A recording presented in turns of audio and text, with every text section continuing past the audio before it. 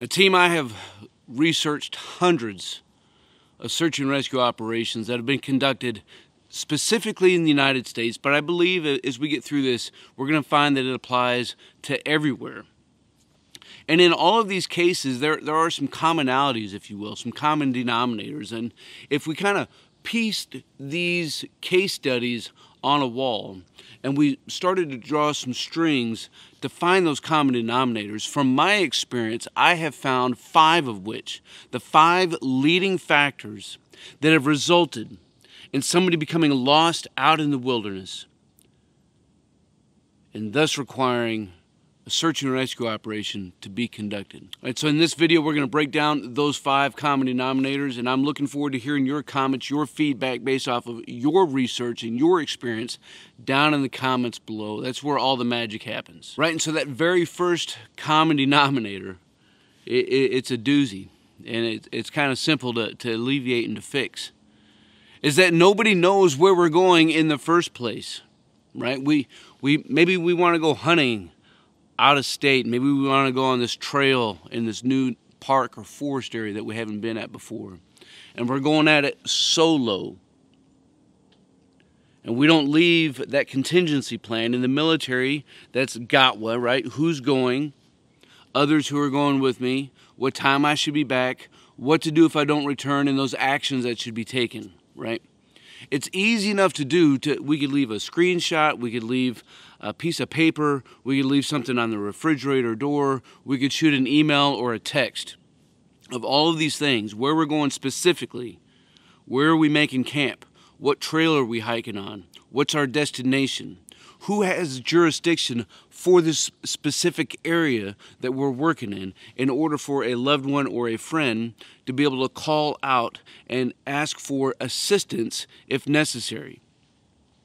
Time and time again, had this been done properly on the front end, literally hundreds of people, if not thousands, would have been able to return home either without incident or without losing their life. Too often for not, it's ego and pride that results in us not doing this. And along the same lines, right, Randall over at Grunt Proof had recently talked about an encounter that he had with a motorcycle operator who was working down in California, who ended up becoming separated and had no means of communication. And well, the same thing, right, even though they were in a group, they got separated and isolated from each other. Team, we can do better than this. And along that same lines of this individual who got isolated, the second leading factor of people who become lost, wounded, or have lost their life is that people don't know the area. You have no business working off trail if you don't know your area. Now, what can we do on the front end to kind of do some reconnaissance work, if it were, for a particular area? If you're going to go on a trail, we can use All Trails, man. That's a great resource. We can get into Google Earth or to Google Maps. We can get into the USGS website and download some topographical maps. We can rely on some satellite stuff, right? But I would caution against that being your only means and method of knowing about your area. What I'm looking for in an area is, what is the general lay of the land? What direction are the bodies of water moving? How are my terrain features naturally oriented? What direction are these ridgelines working in? Does that make sense? I want to know what kind of natural resources are in the area. We're talking about trees, we're talking about wildlife. We're talking about anything that I can use out there to be able to either have a good time, because that's what I like to do. I like to have a good time when I'm out here, or to be able to affect survival. What are your favorite ways and methods of learning and discovering new things about areas that you haven't been at before? Drop that down below. That way we can all sharpen ourselves as we continue to master our craft. But team, you have to know about your area. You can't take things for granted. Earlier this year, the wife and I, we were off in Montana in the Glacier National Park. And we were on this trail, and there were It was pre-season, so I was kind of surprised at the amount of people that were moving on this trail. But it was fascinating to see what people were carrying and what people were not carrying. And the vast majority of all of these people, probably 200 at the end of the day, between the time we went up and the time we came down, had absolutely nothing. No packing list, no pack, no chest rig, no fanny pack for those of you who like a little extra junk on your junk. Nothing. No water, no pogie bait, no rain gear, nothing to maintain a core body temperature, nothing.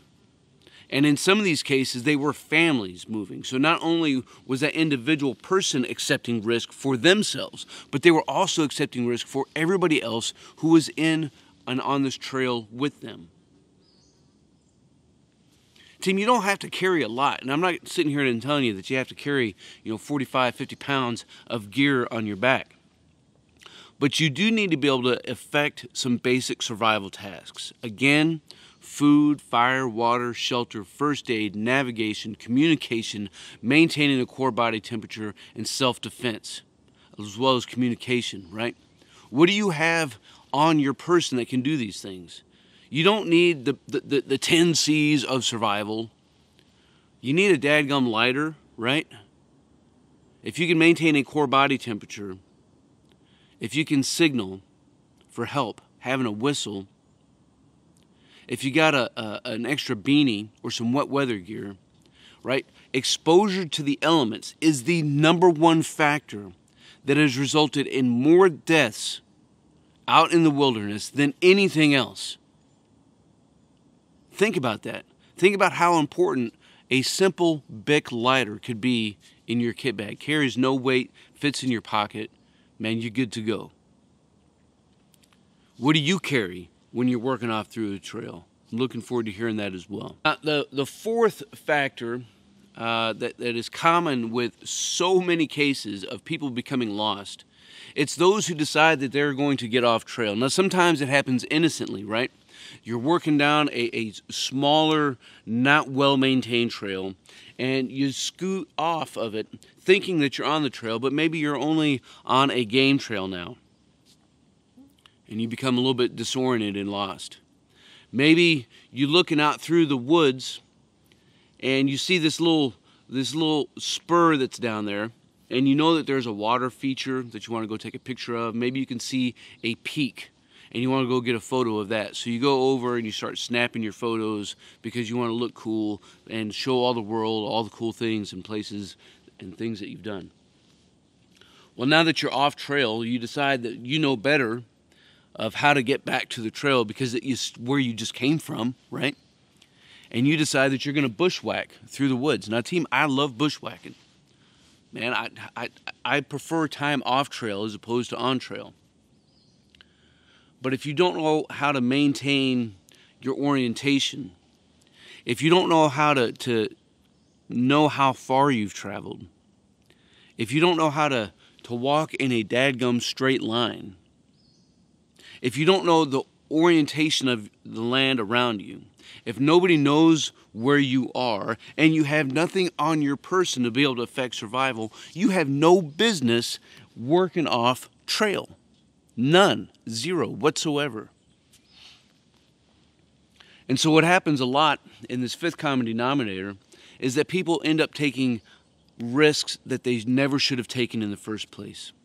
When somebody becomes lost, one of the things that they want to think about doing, it sounds like a great idea. It's not a great idea, just like these dadgum mosquitoes aren't a great idea, is they want to climb a tree.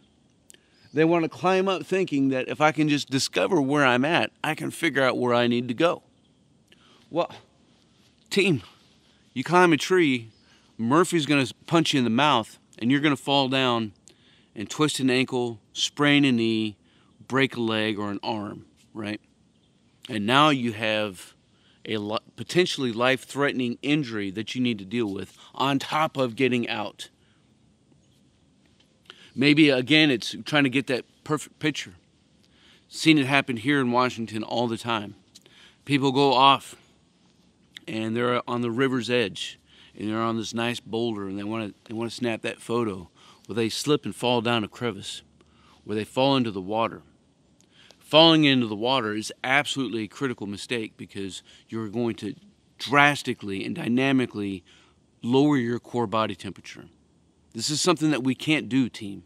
We have to be smarter than